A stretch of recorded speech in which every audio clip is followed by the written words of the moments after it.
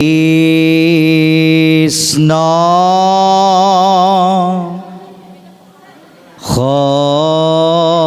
শংকৰ গুৰু হৰি ৰাম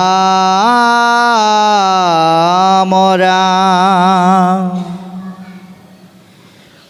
জয় গুৰু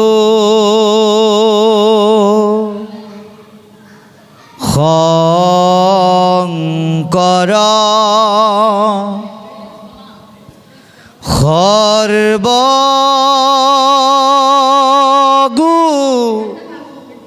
সৰ্বগুণাকৰ যাকেৰি নাহিকে উপায় তুহাৰি চৰণক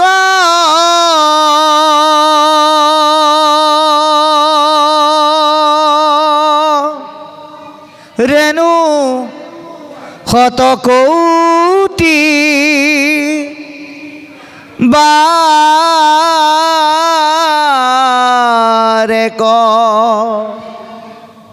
কৰো প্ৰণাম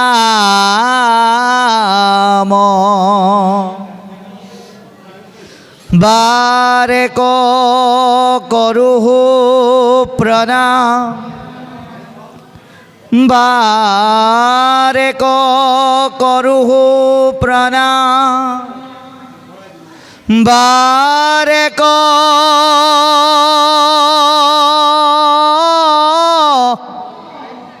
কৰো প্ৰণাম বাৰে কৰো প্ৰণাম হে ৰাম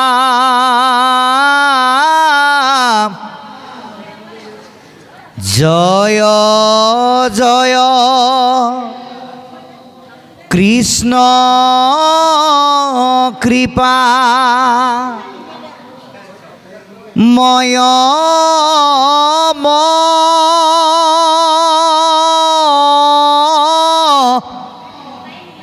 হে সৰ যাৰ আজ্ঞা হিৰে বহে ব্ৰহ্মা হৰি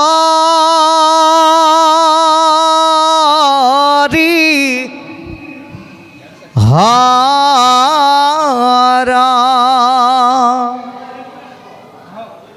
এৰা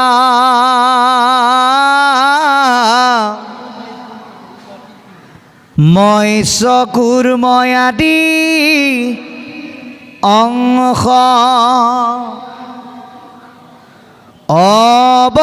অৱতাৰ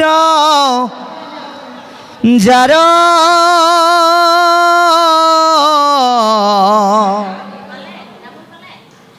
ঈশ্বৰ কৃষ্ণক কোটি কোটি নমস্কাৰ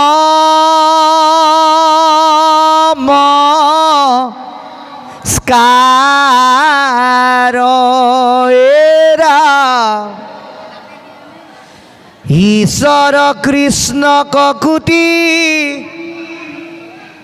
কোটি নমস্কাৰ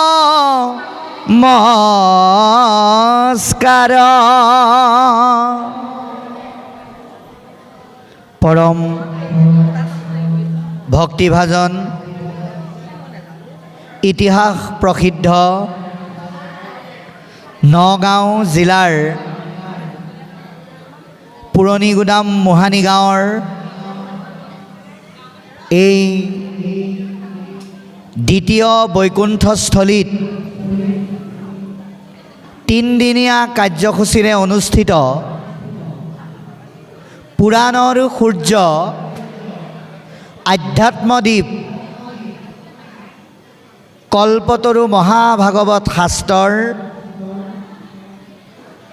পাঠ ও আলোচনা অনুষ্ঠানৰ আজি দ্বিতীয় দিনৰ কাৰ্যসূচীৰ এই সন্ধ্যা বেলিকা উপস্থিত তথা উপবিষ্ট নৰৰূপী নাৰায়ণ সদৃশ ভকত প্ৰাণ বৈকুণ্ঠৰ পাৰিষদস্বৰূপ কৃপালু বাপ বান্ধৱ সাধু সমস্ত গংগাস্বৰূপা মাতৃসম আই সমস্ত পৰীক্ষিত স্বৰূপ যুৱক সমস্ত ৰুক্মিণী তথা সীতা সদৃশ যুৱতী আই সমস্ত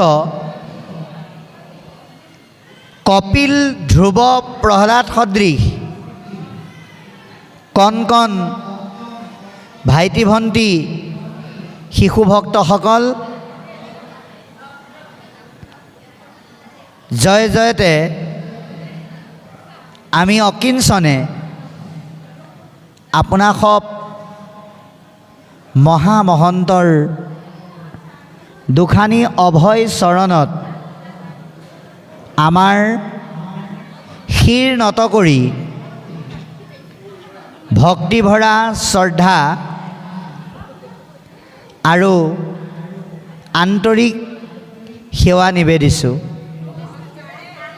আমি সেৱা নিবেদন কৰিছোঁ যোৱাকালি পাঠৰ আৰম্ভণিৰ পৰা বৰ্তমান সময়লৈকে আৰু অহাকালিলৈ শেষলৈকে যিসকল পাঠাচাৰ্যই এই পাঠভাগী আগবঢ়াই গৈ আছে আৰু আগবঢ়াই লৈ যাব, তেৰা সমস্তক আমি আন্তৰিক শ্ৰদ্ধা ভৰা সেৱা আৰু ভক্তি নিবেদন কৰিছোঁ। আমি সেৱা নিবেদন কৰিছোঁ সুদূৰ কলিয়াবৰৰ পৰা আমাৰ লগতে সতীৰ্থ হিচাপে অহা মোৰ দাদাস্বৰূপ এজন সুপাঠক পৰম সন্মানীয় দাদুল বৰা বাপজনা। আমি সেৱা নিবেদন কৰিছোঁ এই অনুষ্ঠান আয়োজন কৰা আদৰণী সমিতিৰ সভাপতি বাপজনাকে প্ৰমুখ কৰি সমূহ উদ্যোক্তাক আমি আন্তৰিক শ্ৰদ্ধা আৰু ভক্তিভৰা সেৱা জনাইছোঁ। আজি আপোনালোকৰ মাজত উপস্থিত হৈ আসনত বহাৰ লগে লগে এই অভাজনৰ মনটো আজিৰ পৰা 4 বছৰৰ আগলৈ উভতি গৈছে। আজিৰ পৰা 4 বছৰ আগতে আমি আপোনালোকৰে দাঁতিকাষৰীয়া মোৰ চিৰনমস্য অগ্ৰজ অনুজ কনিষ্ঠ আপোনালোকৰ কাষৰে হাতীগাঁৱৰ যুৱকবৃন্দৰ সৌজন্যত এটা অনুষ্ঠান কৰিবলৈ আহোঁতে আপোনালোকৰ ইয়াত হৈ থকা ভাগৱতৰ শেষৰ দিহানামৰ অনুষ্ঠান ভাগিত ভকতসকলক সেৱা লওঁ বুলি খন্তেক আহি ইয়াত উপস্থিত হৈ আপোনালোকৰ পৰা যি মৰম স্নেহ প্ৰেম আৰু সেৱা ভক্তি পালোঁ, সেয়া অকল আজিয়ে নহয়, মৃত্যু পৰ্যন্তলৈকে জীৱনৰ ইতিহাসত হৃদয়ৰ মাজত সোণালী আখৰেৰে লিপিবদ্ধ হৈ থাকিব। আৰু সেইদিনাই সংকল্প লৈছিলোঁ, যদি ভগৱন্তই কৃপা কৰে এই মোহানি গাঁৱৰ যদি অগ্ৰজসকলে আমাক অকণমান চৰণ সেৱা ধৰি ভাগৱতৰ কথা দুটামান তেখেতসকলৰ পৰা শিকিবলৈ নিমন্ত্ৰণ কৰে, হয়তো দ্বিতীয়বাৰ মোহানি গাঁৱলৈ আকৌ অহাৰ সুবিধা মিলিব। আৰু সেই কামনা ভগৱন্তই পূৰ্ণ কৰাত মই নিশ্চয় আনন্দিত হৈছোঁ। অন্ততঃ আপোনালোকৰ নিমন্ত্ৰণ ক্ৰমে আপোনালোকৰ মাজত থাকি আপোনালোকৰ লগত বহি কিছু সময় ভাগৱতৰ কেইটামান কথা একেলগে বুজিবৰ কাৰণে, জানিবৰ কাৰণে, শিকিবৰ কাৰণে এটা সুযোগ পাইছোঁ। সেইকাৰণে মই আপোনালোকক আৰম্ভণিতে কওঁ যে আমাক আপোনালোকে পাঠক, ব্যাখ্যাকাৰ, বক্তা, আলোচক ইত্যাদি বিশেষণেৰে বিভূষিত নকৰিব। কাৰণ আমি ভাগৱতৰ ব্যাখ্যাকাৰ, বক্তা, আলোচক, পাঠক একোৱেই নহয়। আমি এজন নিকিন সেৱক, পথৰ দাঁতিৰ দুবৰি। আপোনালোকৰ দৰে মহামহন্তৰ কাষত থাকি সেৱা ধৰি ভগৱন্তৰ দুটামান কথা ভাগৱতৰ যোগেদি জানিবৰ কাৰণে, বুজিবৰ কাৰণে চেষ্টা কৰোঁ। সেয়েহে আপোনাসৱৰ আদেশ, আজ্ঞা আৰু আহ্বান সাৰোগত কৰি অকণমান আসনত বহি ভাগৱতৰ উল্লেখিত বিষয়ৰ ওপৰত পাঠৰ আধাৰত কেইটামান কথা মাত্ৰ আলোচনা কৰিম। ইয়াত হ'ব পৰা ভুল ভ্ৰান্তিৰ বাবে আগতীয়াকৈ মাৰ্জনা বিচাৰিছোঁ। আজি আপোনালোকে বৰ এটা ডাঙৰ সুন্দৰ কাম কৰিলে যে আপোনালোকে পাঠ 10ম স্কন্ধৰ পৰা আৰম্ভ কৰিছে, যিটো স্কন্ধ ভাগৱতৰ 12টা স্কন্ধৰ ভিতৰত সৰ্বশ্ৰেষ্ঠ দীঘলীয়া অধ্যায় থকা ভাগৱত, য'ত সম্পূৰ্ণ 90টা অধ্যায় আছে। গতিকে এই 10ম স্কন্ধক মহাপুৰুষ কৃপালু গুৰুজনাই তেওঁৰ হৃদয়ৰ এটা অংশ বুলি কৈছে। সেইকাৰণে আটাইতকৈ পুণ্যভূমি বোলে ভাৰতবৰ্ষ, তাতোতকৈ পুণ্যভূমি বোলে অসম, আৰু তাতোতকৈ পুণ্যভূমি 2খন জিলা। এখন কোনখন? মোৰ কৃপালু গুৰুজনা য'ত জন্মগ্ৰহণ কৰিছিল আপোনালোকৰ এই নগাঁও জিলা। আনখন হৈছে তেৰাৰ প্ৰপন্ন শিষ্য, দাৰ্শনিক পণ্ডিত, যুগনায়ক, বিশ্ববিশ্ৰুত সাহিত্যিক মহাপুৰুষ মাধৱদেৱৰ জন্মস্থান লখিমপুৰ, নাৰায়ণপুৰ, লেটেকুপুখুৰী। গতিকে আজি কৃপালু গুৰুজনা জন্মগ্ৰহণ কৰা পুণ্যস্থানত থাকি 10ম স্কন্ধৰ ওপৰত আপোনালোকৰ লগত একেলগে চৰ্চা কৰিবলৈ পোৱাটো আমাৰ কাৰণে এটা সৌভাগ্য। কিন্তু বিষয়বস্তুলৈ সোমাই যোৱাৰ আগতে আমি এটা কথা আপোনালোকৰ লগত অকণমান আলোচনা কৰি লৈছোঁ। কথাটো হ'ল এনেকুৱা, আমাৰ যেতিয়া বেমাৰ হয়, বেমাৰ ভাল কৰিবলৈ আমি ক'লে যাওঁ? ডাক্তৰৰ গুৰিলে। আমাৰ যেতিয়া ভোক লাগে, আহাৰ খাবলৈ আমি কাৰ গুৰিলে যাওঁ? মাতৃৰ গুৰিলে। আমাৰ যেতিয়া জ্ঞান ল'বলৈ মন যায়, আমি তেতিয়া ক'লে যাওঁ? স্কুললৈ, কলেজলৈ বা ইউনিভাৰ্চিটিলৈ। কিন্তু আমাৰ সংসাৰৰ মনৰ মাজত সৃষ্টি হোৱা মায়াৰ বেমাৰ ভাল কৰিবৰ কাৰণে আমি ক'লৈ আহিব লাগিব তেতিয়াহ'লে? যেনেকৈ ডাক্তৰ তালৈ গৈ পেলাই ঔষধ লিখি দিয়াৰ পিছত নেখালে বেমাৰটো বেছি হৈ যায়, ভোক লগাৰ পিছত ভাত নেখালে যেনেকৈ গেছ হয়, ঠিক তেনেকৈ মনৰ মাজত সৃষ্টি হোৱা মায়াৰ বেমাৰ প্ৰতিকাৰ কৰিবৰ কাৰণে যদি আমি সাধুৰ সংগলৈ আহিবৰ কাৰণে গুৰুত আশ্ৰয় গ্ৰহণ কৰি নিজকে প্ৰস্তুত কৰি নলওঁ, তেতিয়াহ'লে আমি জীৱনৰ সফলতা লাভ কৰিব নোৱাৰিম। সেইকাৰণে ভাগৱত শ্ৰৱণ চৰ্চাৰ কাৰণে আমি নিজকে প্ৰস্তুত কৰি ল'ব লাগিব। আমি মনত এটা ভাৱ আনিব লাগিব। আজি আপোনালোকে চাওক, উজনিৰ পৰা নামনিলে, শদিয়াৰ পৰা ধুবুৰীলৈ, পূবৰ পৰা পশ্চিমলৈ, উত্তৰৰ পৰা দক্ষিণলৈ ভাগৱত শাস্ত্ৰ অখণ্ডভাৱেই হওক বা ব্যাখ্যামূলকভাৱেই হওক, চৰ্চাটো দিনক দিনে বৃদ্ধি পাইছে।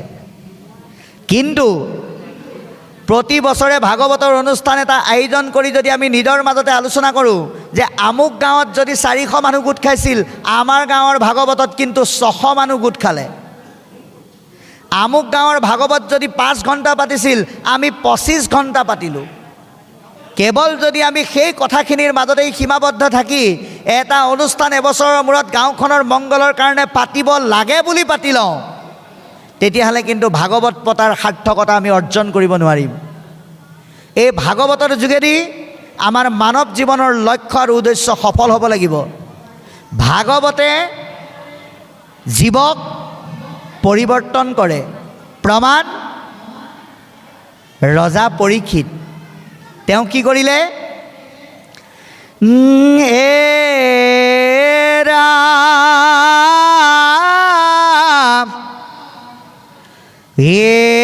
সাত দিনে শুনি সুখে তৰিলা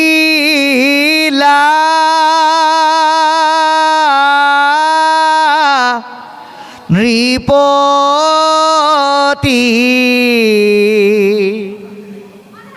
ঘোৰ কলি যুগে আত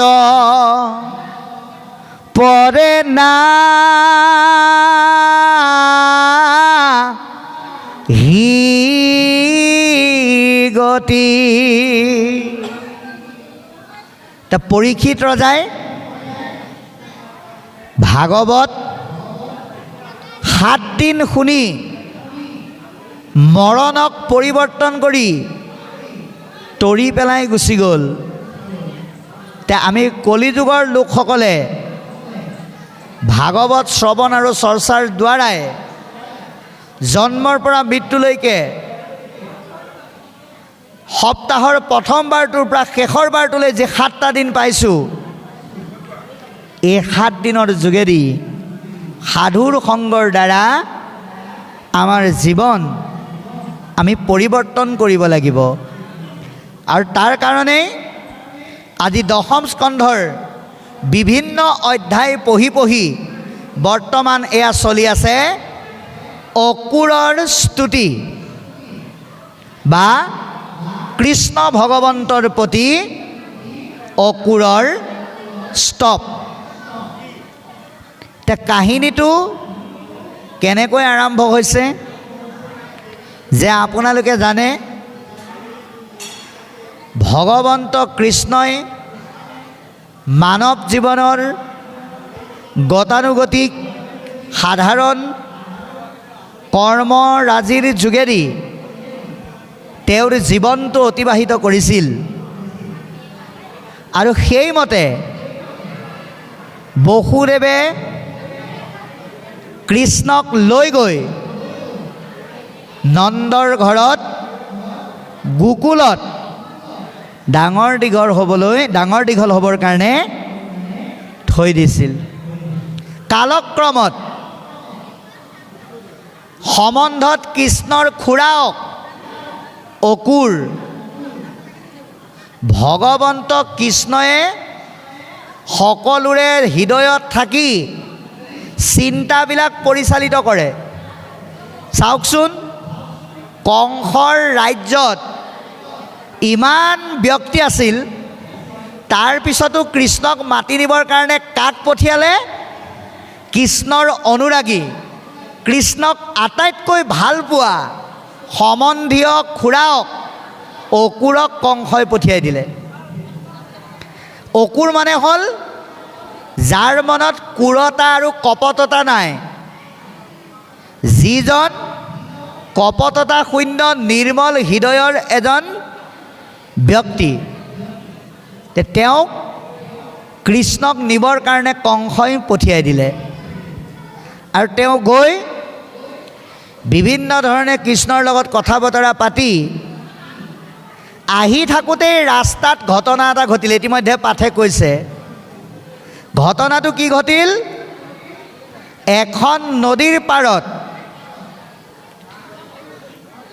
অকুৰে খুব সুন্দৰকৈ স্নান কৰি ত্ৰিসন্ধ্যা নিয়ম কৰাৰ আশাৰে কৃষ্ণ বলভদ্ৰক ৰথতে থৈ নদীলৈ নামি গ'ল। আৰু নদীত গৈ দেখি আচৰিত, যিজন কৃষ্ণক তেওঁ ৰথত থৈ গৈছিল সেইজন কৃষ্ণ দিব্য ৰূপ ধাৰণ কৰি সেই নদীখনতে আছে। অকুৰে মনত ভাবিলে, মোৰ কিবা ভ্ৰম হৈছে নেকি?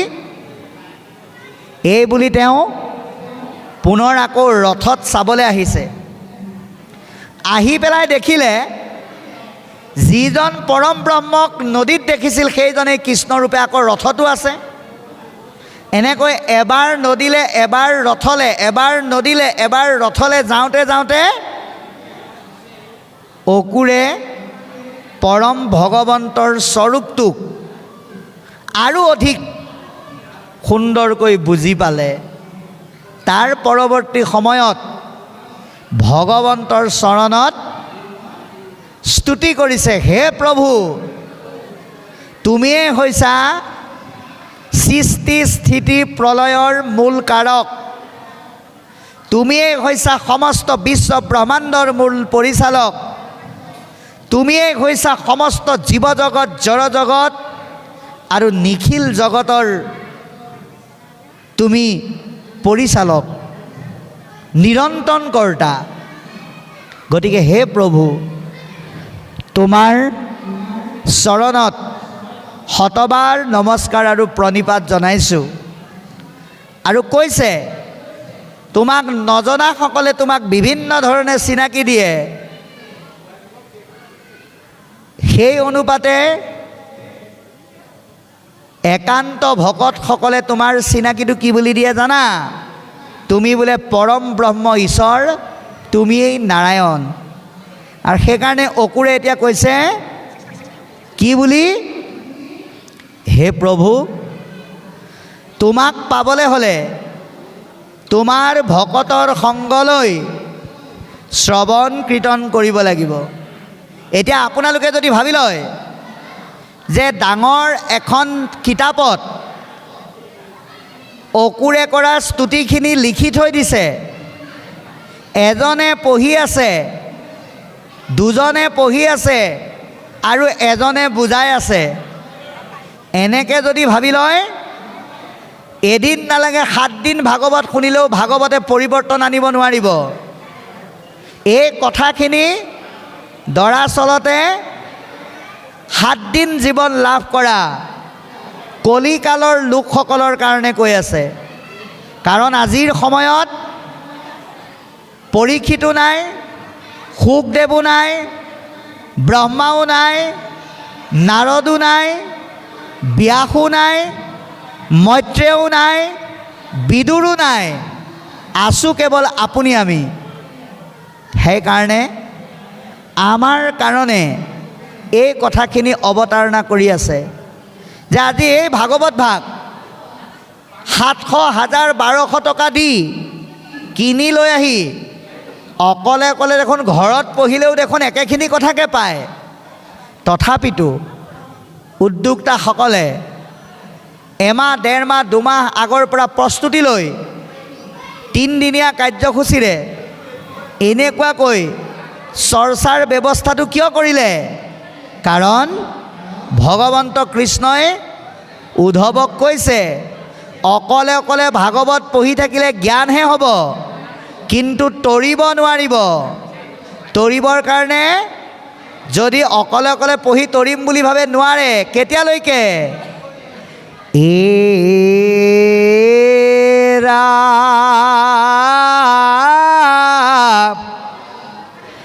মাধৱে বুলন্ত সখী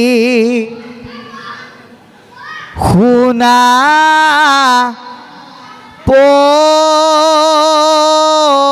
পৰিছে দ। ৰিভাৱটো অকণ দি দিব। কহে যেবে শাস্ত্ৰ চয় পঢ়ে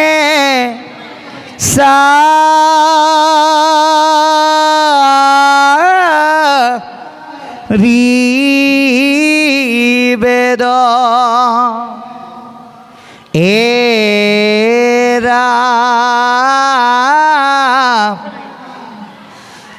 তথাপি কৰিতে মোক নপাৰে ভগতি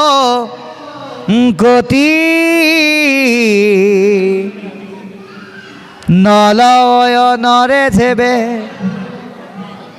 সাধু